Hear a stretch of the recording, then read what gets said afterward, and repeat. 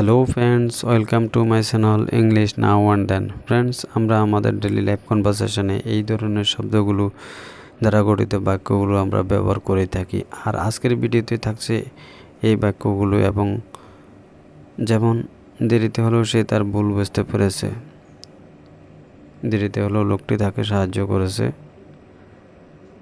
দেরিতে হলেও সে তার পাপের শাস্তি পেয়েছে, দেরিতে হলেও ছেলেটি চাকরি পেয়েছে। আর এই বাক্যগুলোকে আমরা কিভাবে ইংরেজিতে ট্রান্সলেশন করবে এই নিয়ে আজকের ভিডিও।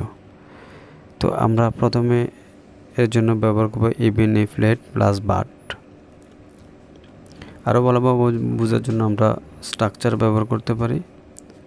স্ট্রাকচারটি হলো even if let plus but plus sentences. ভিডিওটি শুরু করার পূর্বে আপনি যদি আমার চ্যানেলে নতুন হয়ে থাকেন তাহলে অবশ্যই চ্যানেলটি সাবস্ক্রাইব করবেন এবং পাশে থাকা বেল আইকনটি বাজিয়ে দিবেন যাতে পরবর্তী কোনো ভিডিও আপলোড হলে আপনি সবার আগে পেয়ে যান। তাহলে প্রথমটি দেখে নিই। দেরিতে হলেও সে তার ভুল বুঝতে পেরেছে। Even if late but he has understood his mistake.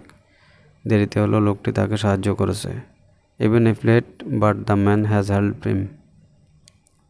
Next sentence. দেরিতে হলেও সে তার পাপের শাস্তি পেয়েছে। Even if late but he were punished for his scene.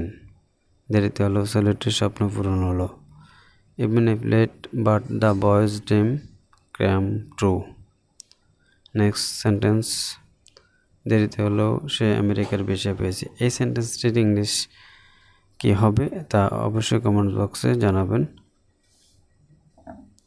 Thank you all.